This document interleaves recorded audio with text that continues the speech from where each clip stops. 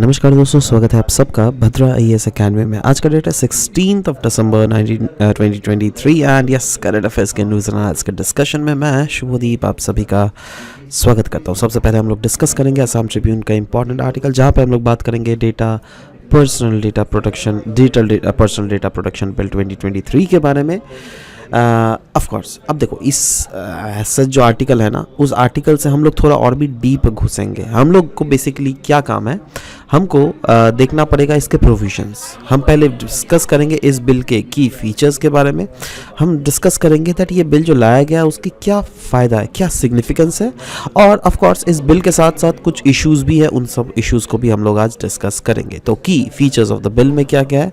ये बिल जो है अप्लाई होता है to the processing of digital personal data within India, और ये वैसे डेटाज है जो क्या online as well as offline collect किए जाते हैं। And it will also apply to processing of personal data outside India. सोचो, बहुत समय क्या होता है ना, देखो कोई ऐसा गुड्स एंड सर्विसेज जो कि इंडिया के विद इन इंडिया ऑफर दिया जा रहा है, राइट, और इस डेटा को अगर प्रोसेस करना हो, राइट, मतलब अगर वो same data within India के गुड्स एंड सर्विसेज के थ्रू अगर जनरेट हो रहा है, राइट, और अगर उसको आउटसाइड इंडिया प्रोसेस किया जा रहा है, तो यस, ये बिल उस पर अप्लाई होगा, राइट। कंसेंट बोला जा रहा है, personal data may be processed only for a lawful purpose after obtaining the consent of the individual.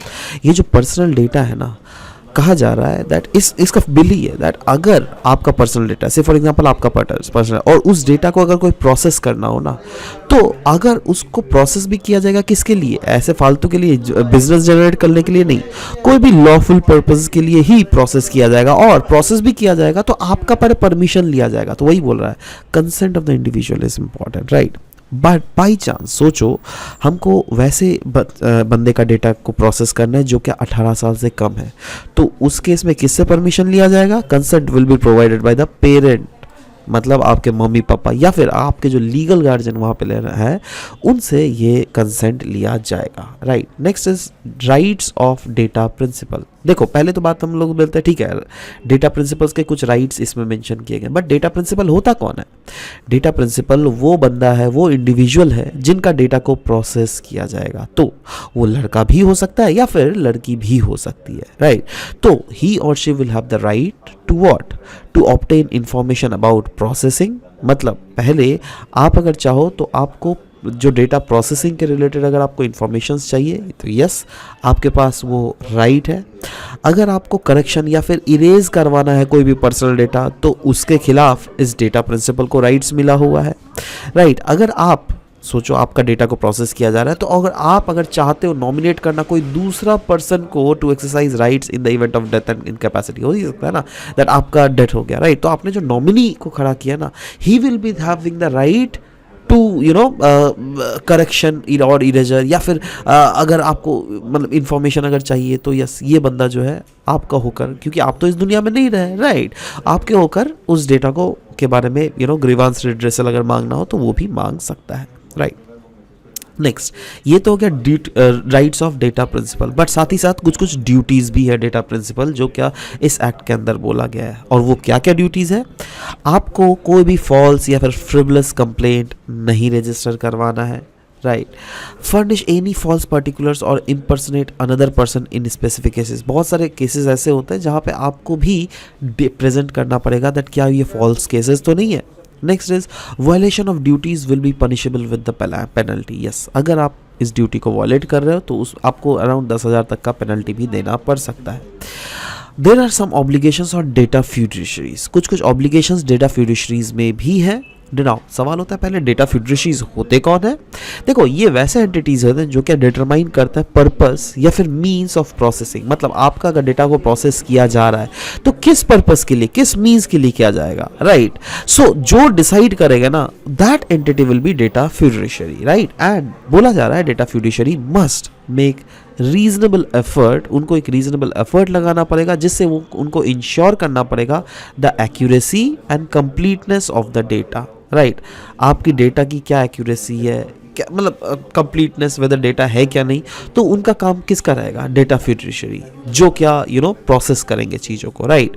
साथ ही साथ उनको मेक श्योर करना पड़ेगा दैट डेटा ब्रीच ना हो जाए, इसलिए रीजनेबल सिक्योरिटी सेफगार्ड भी रखने पड़ेंगे। Next is personal data outside India. Now इस कानून के अंदर ये भी प्रोविजन दिया है दैट आप अगर चाहे तो ट्रांसफर कर सकते हैं personal data outside India, but किन किन कंट्रीज को, क्या आप पाकिस्तान को करोगे, नहीं नहीं, वही बोला गया है, except to those countries which are restricted by the central government through notifications. But साथ ही साथ कुछ कुछ तो एग्जाम्पशंस यहाँ पे दिया गया है, दैट इज बोला गया right of data principal and obligation of data fiduciaries will not be applied in specific cases. मतलब अभी जो हम लोगों ने डेटा प्रिंसिपल या फिर डेटा फिडरी के बारे में बात किया ना, इनका जो राइट्स है कुछ कुछ केसेस में बिल्कुल नहीं अप्लाई होंगे, और वो कौन कौन से हैं, जैसे अगर इन्वेस्टिगेशन या फिर प्रिवेंशन किया जाए कोई भी ऑफेंसेस का, या फिर इन्फोर्समेंट किया जाए कोई भी लीगल राइट या फिर क्लेम का, राइट, तो उस केस में ये जो है इसमें एक्सेप्शंस भी दिए गए हैं। सेंट्रल गवर्नमेंट बोला गया है, सेंट्रल गवर्नमेंट में एग्जम्प्ट सर्टेन एक्टिविटीज, और बट वो एक्टिविटीज अगर इंटरेस्ट या फिर सिक्योरिटी ऑफ द स्टेट या फिर कंट्री के रिलेटेड हो, या फिर पब्लिक ऑर्डर, सोचो कोई पब्लिक ऑर्डर से ब्रीच अगर हो जाए, तो उस टाइप के केसेस में ये रेगुलेशंस है, right. Next is research archiving और स्टैटिस्टिकल पर्पस के लिए भी किया जा सकता है। Data protection board of India, जी हाँ, इस एक्ट के अंदर प्रोविजन दिया गया दैट एस्टेब्लिशमेंट किया जाएगा बाय सेंट्रल गवर्नमेंट एक डेटा प्रोटेक्शन बोर्ड, जिसका की फंक्शन क्या रहेगा, अगर कोई भी पेनल्टीज को मॉनिटर, मतलब देखना पड़ेगा दैट कंप्लायंस इंश्योर हो रहा है क्या नहीं डेटा फिडरेसी का, राइट, और अगर नहीं हो रहा है तो उस पर पेनल्टी कितना इंपोज करे, ग्रीवांस रिड्रेसल के बारे में, है ना, या फिर डेटा फिडरेसी को डायरेक्ट करना to take necessary measures in the event of data breach, तो वो सब कुछ काम कौन करेगा, ये रेगुलेटिंग बॉडी, जिसका नाम होगा data protection board of India. अब इस बिल का सिग्निफिकेंस अगर देख लीजिएगा तो yes, there is multi pronged approach के थ्रू बेसिकली ये बिल लाया गया। बेसिकली क्या है दैट ये जो बिल है ना वो इनकम्पास करता है बहुत सारे लेजिस्लेटिव मेजर्स, जैसे डिजिटल इंडिया बिल जो क्या रिप्लेस करेगा एग्जिस्टिंग इंफॉर्मेशन टेक्नोलॉजी एक्ट 2000 को, draft Indian telecommunication bill of 2022, policy addressing the governance of non personal data, जो नॉन पर्सनल डेटा के गवर्नेंस को कौन सा पॉलिसी एड्रेस कर रहा है, तो ये सब कुछ चीज़ें जो है यस इस बिल की तरह लाई जाएगी। प्राइवेसी, नाउ ये क्लियरली बोला गया that it will enhance the privacy cognizance of Indian citizens through transformative accountability measures. अभी क्योंकि इस देखो एक क्या हुआ ना, पहले स्ट्रक्चर तो नहीं था ना, पहले क्या था, सिंपली एक इंफॉर्मेशन टेक्नोलॉजी एक्ट के तहत वो बिल्स लाए गए थे, बट अभी क्योंकि इस पर्टिकुलर सेक्टर के रिलेटेड एक बिल ही लाया गया है, तो एक स्ट्रक्चर बनाया गया है, स्ट्रक्चर में डेटा फिडरेसीज का अकाउंटेबिलिटी यहाँ पे सेट किया गया है, तो वही बोला गया है, वही एक मेजर सिग्निफिकेंस है दैट अकाउंटेबिलिटी लाया गया है इस बिल के थ्रू, राइट। बट इस बिल में साथ साथ कुछ कुछ इश्यूज भी एग्जिस्ट करता है, जैसे आर्टिकल 21 की भी अगर बात करें तो यस ये कहीं ना कहीं वायलेट करता है फंडामेंटल राइट टू प्राइवेसी। क्यों? क्योंकि एग्जम्पशंस जो प्रोवाइड किए गए ना to the state on the ground of national security, मतलब आप किसी का भी डेटा लेकर उनका परमिशन नहीं भी लेकर नहीं चलेगा, है ना, आप क्या बोलोगे, ये हम नेशनल सिक्योरिटी के लिए किए, अरे भाई उसको डेफिनेशन तो दो, नेशनल सिक्योरिटी का डेफिनेशन जो करना चाहते हो तो वो एक्चुअली में रियलिटी में है क्या, नेक्स्ट इज बोला गया regulation. Now bill does not regulate risk of the harms arising from the processing of the personal data. ये बिल जो है बिल्कुल वैसे रिस्क को रेगुलेट नहीं करता है, जो क्या अगर सोचो होता है ना दैट पर्सनल डेटा के प्रोसेसिंग से जो हार्म अराइज होता है, नहीं प्रोसेसिंग के बाद का इम्प्लीकेशंस क्या हुआ, क्या उसका इम्प्लीकेशन जिस बंदे का डेटा ब्रीच हुआ है उसके ऊपर क्या पड़ेगा, उसका क्या कोई रेगुलेशन है, नहीं है, rights. Bill does not grant the right to data portability या फिर right to be forgotten to the data principal. जी हाँ, ये सब पहले से ही देना चाहिए, क्योंकि अगर बड़े बड़े कंट्रीज दे लोगे वहाँ पर, लेकिन इसके प्रोविजंस बिल्कुल अप्लाई होते हैं।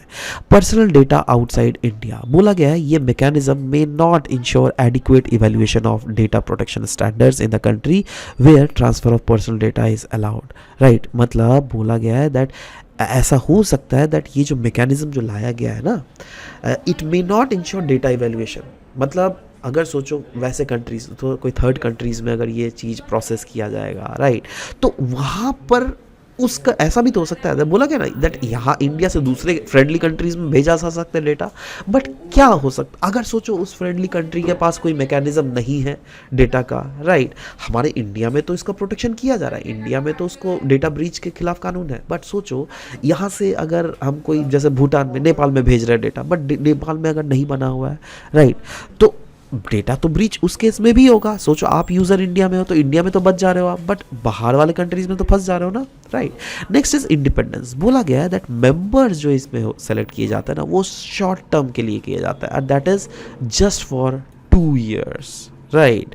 एंड यस, वही बोला गया है of the data protection board of India का जो है मेंबर्स, वो 2 साल के लिए, जिनका स्कोप है दैट इनको रीअपॉइंट भी किया जा सकता है, but it may affect the independent functioning of the board. Next is बोला क्या मल्टीपल एग्जम्पशंस, कुछ कुछ जैसे नेशनल सिक्योरिटी के रिलेटेड एग्जम्पशंस दिए गए, तो ये अब नेशनल सिक्योरिटी को प्रॉपरली डिफाइन तो नहीं कर सकते आप, गलत केस में बहुत सारे केसेस में देखने को मिला। यूएपीए बिल के अंडर भी, एक्ट के अंडर भी बहुत जनों को टेररिस्ट घोषित किया जाता है। बहुत अभी रिसेंटली आपने जम्मू कश्मीर का वहाँ पे वर्डिक्ट भी देखा था, जब वहाँ पर जो एक जर्नलिस्ट को कल के आर्टिकल में हम लोगों ने डिस्कस किया था, राइट, दैट उनको यूएपीए बिल के अंडर फंसा दिया गया। बट देखो वही तो बोला गया ना, नेशनल सिक्योरिटी के नाम पर आप कोई भी अगर एक्शंस ले रहे हो, and if the actions is not valid, then yes it is coming under the same radar. Next news हम लोग बात करेंगे इंडियन एक्सप्रेस का। यहाँ पे कुछ इंपॉर्टेंट आउटकम्स हमें देखने को मिले हैं रिसेंटली कॉन्फ्रेंस ऑफ पार्टीज 28 में, जो कि ऑफकोर्स दुबई में कैरी आउट किया गया था। तो यस, COP 28 ये है क्या, पहले तो बार इसकी देखते हैं। 28 नाम यूज़ इसलिए किया गया क्योंकि ये 28th annual United Nations climate meeting है, जो क्या दिसंबर 12 तक किया गया, कहाँ पर, Dubai in UAE। COP stands for conference of parties, और ये कॉन्फ्रेंस ऑफ पार्टीज जो है वो होता है under the aegis of UNFCCC, that is United Nation Framework Convention on Climate Change के अंदर। नाउ ये जो कॉन्फ्रेंस होता है ना, the conference is where the government discusses how to prepare for and limit the future climate change. मतलब ये conference जो किया जाता है, इसमें गवर्नमेंट को डिसाइड किया जाता है as to how to prepare for and limit the future climate change. मतलब आने वाले समय में जो क्लाइमेट चेंज का इम्पैक्ट हो रहा है, उससे कैसे अपने आप को प्रिपेयर करें और कैसे लिमिट करें in future, right. Important outcomes अगर देख लीजिएगा वो क्या है, loss and damage fund. Yes, इन्होंने इसमें एग्री किया गया है दैट जी हाँ, loss and damage fund LND fund जो है उसको लॉन्च किया जाएगा, और इसको होस्ट किया जाएगा by World Bank for 4 years, जो कि UNFCCC एंड पेरिस क्लाइमेट के साथ अलाइन किया गया। एंड साथ ही साथ ये भी बोला गया जितने भी सारे डेवलपिंग कंट्रीज़ हैं, हर एक डेवलपिंग कंट्रीज़ बिल्कुल एलिजिबल है, और और अगर वो चाहे तो वो एक वॉलंटरली कंट्रीब्यूट भी कर सकते हैं with specific percentage that is earmarked for least developed countries and small island developing countries. Next is बोला गया है ग्लोबल स्टॉकटेल। देखो COP 28 में रिलीज किया गया है 5th iteration of this global stocktake, right. Now global stocktake है क्या, देखो बेसिकली क्या है ना, दैट हम लोगों ने जब पेरिस क्लाइमेट एग्रीमेंट हुआ था ना, तभी ये इसके बारे में बात बोली गई थी। इसके तहत अडॉप्ट किया गया 8 स्टेप्स जिससे लिमिट किया जा सके ग्लोबल टेम्परेचर राइज, और वो कितना तक, 1.5 डिग्री सेंटीग्रेड तक, राइट। नाउ इसके अंडर क्या क्या प्रोविजंस थे, पहली बात तो ट्रिपल किया जाएगा renewable energy capacity by the year 2030, और साथ ही साथ कलेक्टिवली डबल किया जाएगा ग्लोबल एनर्जी एफिशिएंसी इंप्रूवमेंट्स, है ना, और वो भी क्या बाय 2030 बोला जा रहा है 2% से 3% तक किया जाएगा ये। Phase down of unabated coal power. Third is accelerating global efforts towards the net zero by around mid century, मतलब मिड सेंचुरी 2050 तक आते आते कहा जाएगा दैट कहीं ना कहीं efforts should have been continued, जिससे नेट जीरो एमिशन, जैसे इंडिया में क्या बोला गया दैट नेट जीरो एमिशन हम लोग लाएंगे बाय 2070, राइट। बट वही तो बोला जा रहा है ना, दुनिया भर में दुनिया कोशिश करनी चाहिए दुनिया को दैट 2050 तक ही ये लाया जाए, राइट। और next is accelerating zero and low emissions technology, है ना, मतलब जो लो एमिशन टेक्नोलॉजी या फिर जीरो एमिशन टेक्नोलॉजी है, जैसे हाइड्रोजन ले लो, न्यूक्लियर ले लो, राइट, इन सब चीज़ों को कहीं ना कहीं हमें प्रमोट करने की ज़रूरत है। नेक्स्ट इज बोला जा रहा है हमें ट्रांजिशन करना पड़ेगा away from fossil fuel, right.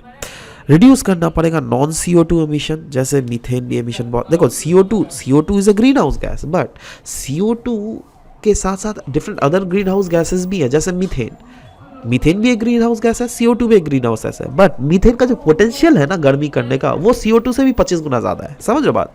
तो सिर्फ CO2 गैस ही रिड्यूस करना नहीं, रादर नॉन CO2 गैसेस भी हमें रिड्यूस करने पड़ेंगे। एमिशन हमको रिड्यूस करना पड़ेगा from road transport as well as phase out करना पड़ेगा जो भी हम लोग अभी, जैसे फ्यूल सब्सिडी, बहुत समय देशों में फॉसिल फ्यूल में सब्सिडीज भी प्रोवाइड किए जाते हैं, राइट। अगर वो इनएफिशिएंट है तो जी हाँ, उसको हमें बंद कर देना पड़ेगा, राइट। तो यही है ग्लोबल स्टॉक टेक में बेसिकली क्या क्या चीज़ें करनी पड़ेगी ना। वो अगर ग्लोबल स्टॉक टेक की बात भी करें तो ये एक प्रोसेस ही था कंट्री का, जहाँ पे देखा जाता where they are collectively making progress towards meeting the goal of Paris Agreement. In fact Paris Agreement 2015 के अंदर इसको ये डिसाइड भी किया गया था that countries would access their progress for the first time in the year 2023, और आने वाले हर 5 साल में ये प्रोग्रेस को रिन्यू किया जाएगा। नेक्स्ट बोला गया ग्लोबल कूलिंग प्लेज। देखो ग्लोबल कूलिंग प्लेज की अगर बात करें, यस 66 नेशनल सिग्नेटरीज ने कमिट किया था दैट 68% रिडक्शन किया जाएगा in cooling related emissions bye the year 2050।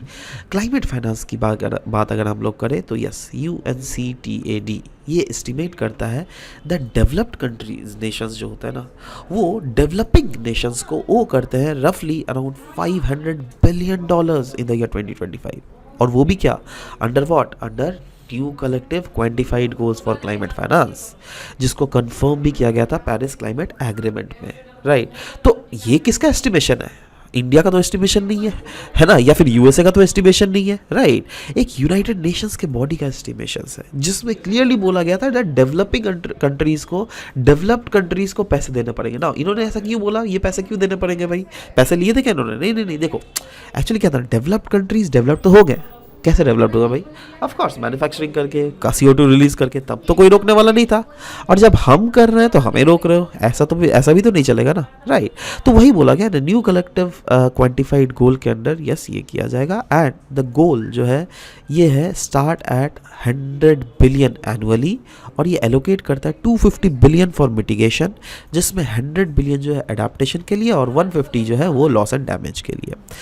With बोला जा रहा है करंट जो 100 बिलियन गोल जो क्या बिल्कुल अनमेट है, इसमें डेवलपिंग कंट्रीज जो है वो फेस कर रहे हैं डेब्ट डिस्ट्रेस। क्यों? क्योंकि उनके पास पैसे नहीं है, और रिच कंट्रीज जो है उनको पैसे नहीं दे रहे हैं, तो क्या होगा? यही तो होगा। Next is global goal on adaptation framework. Now ये जो ड्राफ्ट टेक्स्ट है ना, इसमें इंट्रोड्यूस किया गया था to enhance the climate change adaptation, जैसे climate induced water scarcity reduction, climate resilient food and agriculture reduction, strengthening the resilience against the climate related health impacts, right. तो ये सब कुछ मतलब ड्राफ्ट टेक्स्ट में जो है यस इन सारे चीज़ों को इंट्रोड्यूस किया गया था। नेक्स्ट इज बोला गया ट्रिपल द न्यूक्लियर एनर्जी, मतलब इसमें जो टेक्स्ट लिखा हुआ था, it calls to triple the global nuclear energy capacity by the year 2050। Next is building breakthrough initiative. Now ये जो इनिशिएटिव था ना, ये भी मतलब of course it is also outcome of this COP28 only, जहाँ पे द गोल जो है इसका it is to make near zero emission और बिल्ड करना एक resilient building by the year, मतलब अल्टीमेटली 2030 इसको अचीव करना है, नेट ज़ीरो एमिशन और resilient building, right. Next is बोला जा रहा है initiative is co-led by France and the Kingdom of Morocco under the umbrella of UNEP, मतलब बिल्डिंग ब्रेक थ्रू इनिशिएटिव के अंडर ही क्लियरली बोला गया है दैट ये चीज़ जो है मोरक्को और UNEP के अंडर ही इस चीज़ को कैरी फॉरवर्ड किया जा रहा है, राइट। नेक्स्ट इज COP के बारे में हम लोगों ने मेन चीज़ें तो डिस्कस की है, और कल परसों नर्सों के क्लासेस में अगर देख लीजिएगा और भी बहुत सारी चीज़ें डिस्कस की गई हैं, बट साथ ही साथ इसके कुछ शॉर्टकमिंग्स भी, इसको क्रिटिसिज्म भी मिल रहा है ना। वो क्रिटिसिज्म किन के सेक्टर्स में मिल रहा है, लेट्स टॉक अबाउट दैट। पहला बोला गया दैट एक क्लियर कोई टाइमलाइन नहीं है दैट किस टाइमलाइन तक फॉसिल फ्यूल को एब्सोल्युटली फेज आउट किया जा सके, राइट। क्योंकि अगर स्पेसिफिक मेजरमेंट क्राइटेरिया एब्सेंस है ना, तो आप से फॉर एग्जांपल आप कोल को ही फेज डाउन करोगे, तो कैसे? आपके पास कोई स्पेसिफिकली ऐसा तो नहीं है ना दैट 2040 तक इतना कोल को हमको हटाना पड़ेगा, 2050 तक, 60 तक, 70 तक, ऐसा कोई प्रॉपर डेटा तो नहीं है ना। तो आप वही तो बोला गया ना दैट एक टाइमलाइन की क्लैरिटी बिल्कुल नहीं है, स्पेसिफिक मेजरमेंट क्राइटेरिया यहाँ पर बिल्कुल नहीं है, ऑपोजिशन देखा जा रहा है बहुत सारे कंट्रीज़ के द्वारा, और इसके कारण कहीं ना कहीं मीथेन एमिशंस अगर देख लीजिएगा, राइट, वो चीज़ बहुत ज़्यादा हो रहा है, राइट। तो ऑफ कोर्स अब ये चीज़ है ना दैट बहुत सारे कंट्रीज़ अगर हम मीथेन एमिशन को घटाने की कोशिश कर रहे हैं तो उसमें बहुत सारे कंट्रीज़ जो है पार्ट भी नहीं ले रहा है। जैसे अगर बात बोले ग्लोबल मीथेन प्लेज लिया गया था जहाँ पे बोला गया था दैट मीथेन के एमिशन को कट डाउन करना था, बट क्या इंडिया उसमें पार्ट लिया गया? नहीं, right. With the current 100 billion goal for climate finance unmet, developing countries face डेब्ट स्ट्रेस, ये मैंने पहले ही बोला। और यस, इसके शॉर्टकमिंग्स और भी बोले जा रहे हैं, जैसे बहुत सारे क्लाइमेट लीडर्स ने स्ट्रेस दिया था दैट हम लोग को एम्बिशंस को बढ़ाने पड़ेंगे और इम्प्लीमेंटेशंस जो है ना उसको भी इंश्योर करना पड़ेगा, जो कि यहाँ पे नहीं हुआ। इंडिया का क्लाइमेट एक्शन इनिशिएटिव अगर देख लीजिएगा 28 के समय, वो ये तो हम लोगों ने डिस्कस किया भी था परसों वाले क्लासेस में, global River City alliance, right, जो कि हमारे of course national mission for clean Ganga के अंडर मिनिस्ट्री ऑफ जल शक्ति के द्वारा इंप्लीमेंट किया गया था, जो एक यूनिक अलायंस था जिसमें ग्लोबल रिवर सिटीज़ जो है around 275 global river cities 11 countries के एक साथ आएंगे और एक इंटरनेशनल फंडिंग एजेंसीज और नॉलेज मैनेजमेंट पार्टनर्स बनाएंगे, right, and this will be the first of it kind that is going to get happen. Global River City Alliance, the launch of this signifies a momentous step in global efforts towards river conservation and sustainable water management, right. तो कभी भी अगर से for example देखो, ये सब याद करने का फ़ायदा पता है क्या है, दैट अगर कल को अगर कुछ भी क्वेश्चंस आ जाए इसके सेक्टर से, राइट, तो अगर सोचो वाटर मैनेजमेंट को हम लोग कैसे कर रहे हैं, तो yes we can write about Global River City Alliance as well, right, that वो जो इंडिया के द्वारा लॉन्च किया गया है वो कहीं ना कहीं एक स्टेप है टुवर्ड्स ग्लोबल एफर्ट, जिससे रिवर को तो कंजर्व किया जा ही सके, बट साथ ही साथ वाटर का भी सस्टेनेबली मैनेजमेंट किया जा सके, right. Next, green credit initiative, ये भी हम लोगों ने डिस्कस किया था, जो क्या अलाइन हुआ था बाई विथ मिशन लाइफ। इसका एम क्या था? इसका एम यही तो था that per capita carbon footprint को घटाया जा सके और प्रमोट किया जा सके mindful utilisation of wasteful consumption. Lead IT 2.0 जिसको लॉन्च किया गया था COP 28 में, इसका फोकस था ऑन को development and transfer of low carbon technology and finance assistance को प्रोवाइड करना इनटू द इमर्जिंग इकोनॉमीज जैसे इंडिया, चाइना, ऐसे। Next is green development pact. Now ये जो है प्रोवाइड करता है pathway for the nations in the journey towards achieving energy, climate, environment and disaster resilience. और ये ग्रीन डेवलपमेंट पैक्ट जो है वो इंक्लूड करता है की एम्बिशंस जैसे tripling of global renewable capacity by the year 2030। Next, Hindi को ये न्यूज़ है, यहाँ पे बात की जा रहा है इंदिरा गांधी पीस प्राइज के बारे में। Indira Gandhi peace prize for the year 2023 jointly award किया गया है एक क्लासिकल पियानिस्ट जिनका नाम है डैनियल बारेनबॉयम, राइट, और एक पीस एक्टिविस्ट जिनका नाम है अली अबू अवाद। ना ये क्यों दिया जा रहा है? देखो, ये एफर्ट है जिससे प्रमोट किया जा सके mutual social and cultural understanding and that too through music, dialogue and people participation, right. Daniel Barenboim और या फिर अली अबू अवाद के बारे में अगर बात करें तो यस, इनकी काफ़ी डिस्टिंग्विश्ड म्यूजिकल अचीवमेंट्स हैं। ये रिकॉग्नाइज किए जाते हैं for using music to foster harmony in the Middle East, specifically Israel Palestine conflict के दौरान। और इन्होंने इस्टेब्लिश किया है waste eastern D1 orchestra, right. और भी ये सब फालतू की चीज़ें ज़्यादा हम लोग को पढ़ना नहीं पड़ेगा, बट यस, अली अबू अवाद जो है ये पैलेस्टीनियन पीस एक्टिविस्ट है जो क्या वर्क कर रहे हैं for peaceful resolution of the Middle east conflict. और इन्होंने बहुत सारे इनिशिएटिव को को फाउंड किया जैसे रूट्स, तागीर, राइट। इनफैक्ट इनका एक बहुत खूबी है that he is very much committed to what? Committed to using Gandhian principles, है ना, क्योंकि गांधी भी तो नॉन वायलेंट एक्शंस के थ्रू चीज़ों को करते थे ना, तो वही बोला गया अली अबू अवाद जी के द्वारा। तो इसी के साथ आज का सेशन यहाँ पे समाप्त होता है। मिलते हैं आप सबके साथ नेक्स्ट सेशन में with this. Thank you guys, thank you for listening to the whole video, thank you very much.